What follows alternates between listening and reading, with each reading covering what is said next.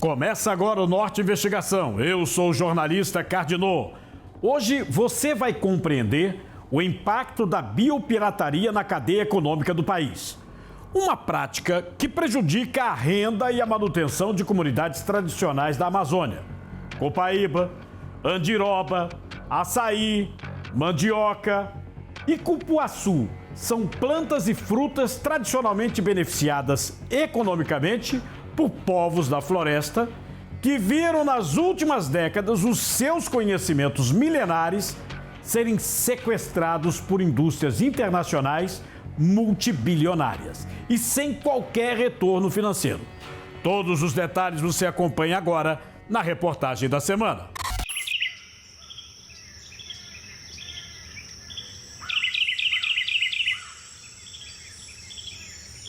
Da floresta direto para o mundo, um óleo aromático, raro, valioso, extraído do coração da Amazônia brasileira.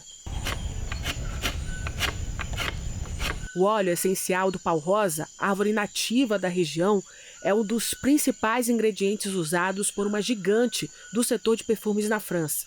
O segredo, o linalol, composto que fixa fragrâncias e dá valor ao produto. Enquanto 10 ml do óleo são vendidos a R$ 164, o perfume que o contém pode ultrapassar os R$ 1.300. Mas o pau-rosa é só um exemplo de uma longa lista de produtos que fazem parte da riqueza da floresta amazônica e é exportado para o mundo. Ainda se precisa trabalhar políticas públicas, se avançar nas políticas públicas de proteção a esses conhecimentos tradicionais, né? Está muito vulnerável porque hoje já tem grandes, né, companhias de cosméticos. Recentemente o caso do cupuaçu, o caso do campum, da vacina do sapo campum, a questão hoje da medicina muito conhecido como ayahuasca, que para nós é o nishipã, né? Então, enfim, tem várias medicinas que já estão além do conhecimento ou da participação de povos indígenas sendo discutido nos cenários nacionais, nos cenários internacionais, né? E levam esse conhecimento além de ter esses lucros altos e sem fazer uma transição justa de repartição de benefícios. Copaíba, jambu, andiroba, açaí, cupuaçu, jaborandi, produtos da floresta explorados em fórmulas, cosméticos, remédios, muitos deles alvo de biopirataria. As espécies florestais mais utilizadas atualmente são andiroba, copaíba, breu branco, murumuru, pau-rosa. São espécies que têm princípios bioativos que são interessantes tanto para a indústria farmacêutica quanto para a formulação de cosméticos também. Esses exemplos que eu dei, né, são são extraídos óleos vegetais ou essenciais. Atualmente, sim, né, se busca esses modelos mais sustentáveis de produção, focados, né, no cultivo e no manejo sustentável dessas espécies florestais. Antigamente, né, por quase 100 anos, as árvores eram derrubadas, né, quase toda em sua totalidade nas populações naturais, levadas até as usinas, né, em diferentes calhas de rio, que causou essa erosão genética e ameaça de extinção da planta, né.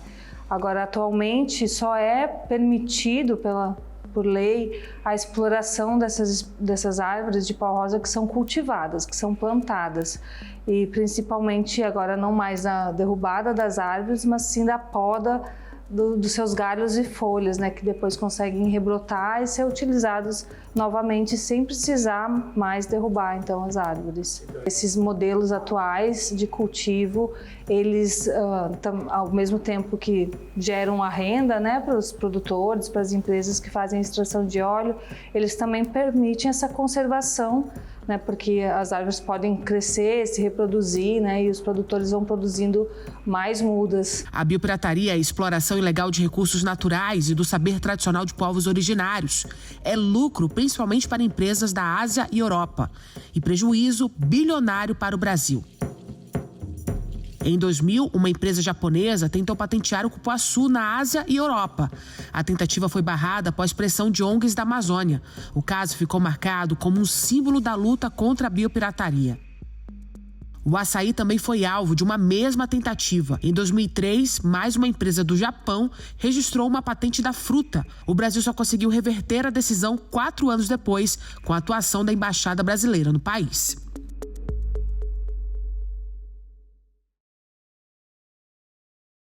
A biopirataria é um crime silencioso que rouba as riquezas do Brasil e prejudica diretamente o futuro de comunidades tradicionais da Amazônia. As multinacionais exploram saberes ancestrais sem pagar um centavo a quem preserva a floresta. Enquanto indústrias lucram bilhões com açaí, andiroba, copaíba e outros tesouros nacionais, os povos que cuidam dessas riquezas vivem sem apoio, sem retorno financeiro. Essa exploração ilegal não é só uma injustiça econômica, é um ataque direto à soberania brasileira. É preciso agir com leis mais rigorosas, fiscalização efetiva, investimento nos órgãos de controle ambiental. O Brasil tem conhecimento e os meios para proteger seu patrimônio natural. O que falta é vontade política. A luta contra a biopirataria é uma luta pelo futuro da Amazônia, pelo futuro do Brasil. E você que nos acompanha em toda a região norte e em outros estados do Brasil, envie sua denúncia para o Norte Investigação. O nosso número, 92, o prefixo 99297-2401. Viu algo suspeito, alguma irregularidade? Envie para o Norte Investigação.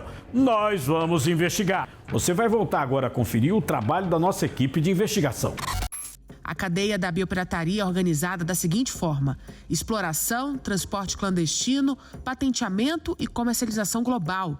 No fim, quem protege a floresta não recebe nada. A gente percebe que há o quê? Perda de etnoconhecimento, a gente tem perdas financeiras para as comunidades onde as espécies foram predadas, perdas talvez tributárias para o próprio Estado que perdeu apenas com movimentação financeira, que deixou de agregar valor aqui, de ter indústria aqui, já que os insumos são daqui, então a gente perdeu provavelmente grandes vultuosos valores tributários para cá. Tributários, comunitários, então são perdas monetárias em todos os segmentos do Brasil, né? Principalmente, né? Mas passa muito pela fiscalização, mas pela função do Estado na hora de regular, fiscalizar, que a gente percebe que está muito defasado esses braços do Estado para fiscalizar essas atividades ilícitas, né? Eu acredito que a lei no Brasil, ela já é uma lei muito forte. O Código Florestal está aí para isso, mas a gente percebe que há uma falta de poder do Estado de fazer com que essas leis sejam realmente aplicadas. Então é muito mais por falta de força policial, de expansão, por exemplo, do IBAMA, do ICMBio, das polícias ambientais, tanto nas rodoviárias federais quanto das polícias estaduais ambientais. Então a gente percebe que há uma falta de recurso para você manter o equipamento, né? Então a lei existe, o problema é a dificuldade de você implementá-la, e o poder de polícia é o que está faltando no processo da fiscalização dessas irregularidades.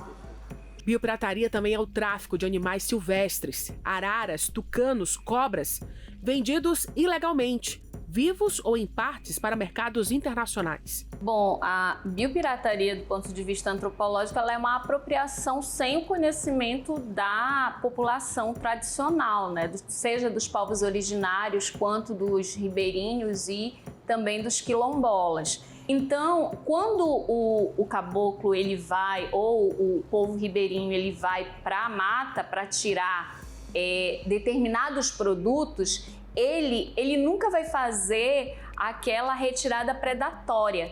Ele sempre vai retirar aquilo que a árvore ou a região da fauna não vai sentir um impacto grande. Então, por que ele faz isso? Porque ele sabe que se ele tirar muito, ele vai fazer com que aquela região fique sem o produto. Enquanto nós não tivermos leis que reconheçam as terras, né, o território dos povos tradicionais, e também que reconheça esse saber como próprio de determinado povo, aqui da região amazônica, nós vamos ter esse tipo de situação, porque a população amazônica ela deve se unir e fazer com que esse clamor de defesa dos recursos ambientais, naturais e culturais, eles cheguem até as casas legislativas. Em janeiro deste ano, uma operação conjunta do IBAMA e da Polícia Federal desmontou uma rede de tráfico de animais exóticos. Foram apreendidos 33 animais em São Paulo e no Rio de Janeiro.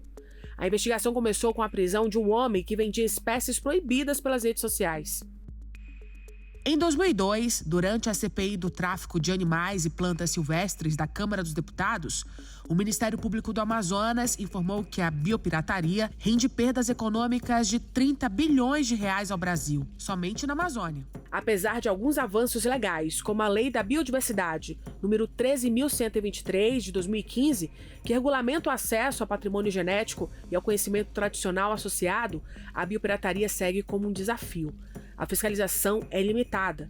Os mecanismos de compensação às comunidades são frágeis e as punições quase inexistentes. Bom, a região norte ela é um grande alvo da biopirataria por conta da biodiversidade que tem na Amazônia.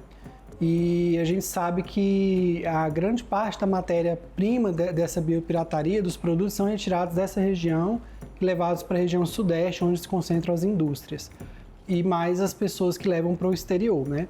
Então o IBAMA ele atua na fiscalização em portos, aeroportos, em operações nos correios, para verificar encomendas e pessoas que possam estar portando biodiversidade brasileira. Bom, o IBAMA atua verificando o cumprimento da legislação. Então, essas comunidades tradicionais, quando o IBAMA constata que algum produto ou algum conhecimento dessas comunidades foi acessado sem autorização, sem repartição de benefícios, o IBAMA promove a autuação e a empresa que está explorando economicamente o produto, ela tem que repartir os benefícios com essas comunidades. As regiões mais remotas da Amazônia, elas são as mais difíceis, principalmente as terras indígenas também, que às vezes recebem muitas pessoas que entram ali utilizando um disfarce de alguma coisa relacionada a alguma igreja, alguma coisa assim, mas que na verdade eles acabam levando produtos da biodiversidade brasileira e adquirirem um conhecimento daquela comunidade ali, né? A Amazônia é um tesouro natural e cultural, mas enquanto a biopirataria for tratada com descaso, o Brasil continuará perdendo o que tem de mais valioso. É preciso transformar a riqueza da floresta em justiça para quem cuida dela. O país precisa agir, proteger, fiscalizar, compensar. A soberania brasileira sobre seus recursos começa pelo respeito ao seu povo e à sua terra.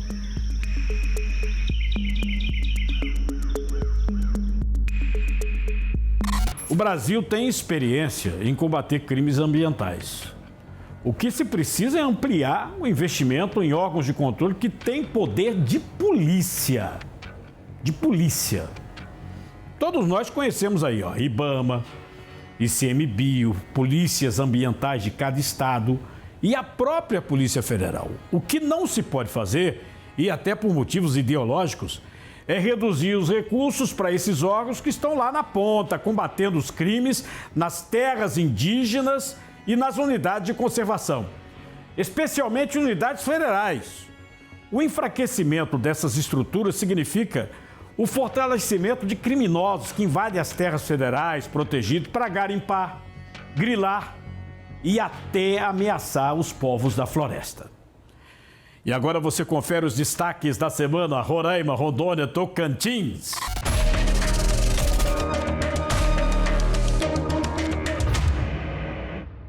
A Polícia Federal prendeu na manhã desta quinta-feira o policial militar Jean Elber durante a Operação Jeremias 2217. Ele é ex-segurança do governador Antônio Denário e é investigado por sequestro e tortura de um homem em busca de cassiterita roubada da terra indígena Yanomami. Ainda segundo investigações, ele também é alvo de outra investigação envolvendo o garimpo ilegal. As investigações indicam que ele faz parte de um suposto grupo criminoso que também faz a escolta de de minérios ilegais que é retirado da terra indígena Yanomami.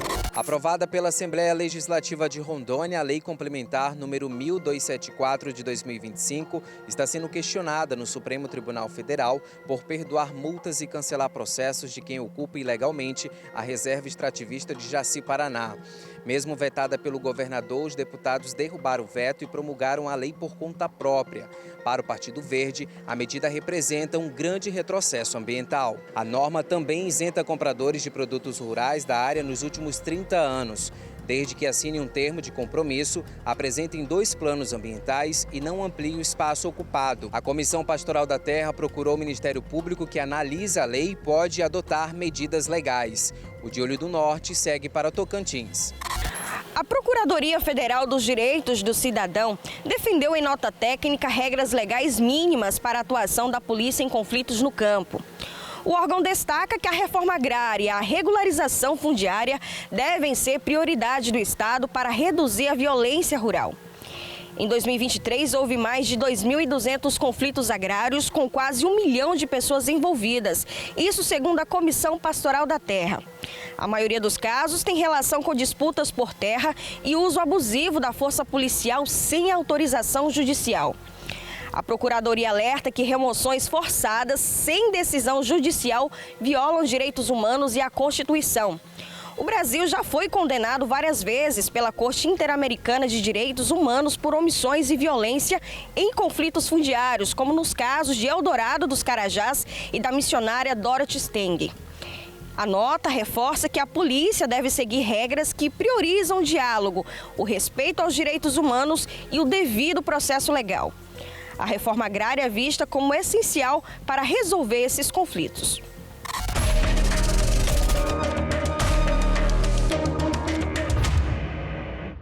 E você que nos acompanha no Norte Investigação, muito obrigado aí pela sua audiência. Você da região norte de todo o Brasil, pode mandar sua denúncia, sua sugestão pelo nosso WhatsApp 92, o prefixo 992972401. Próxima semana estaremos de volta. Nos acompanhe também pelas nossas redes sociais, norte.com.br e pela rádio Norte FM. Muito obrigado.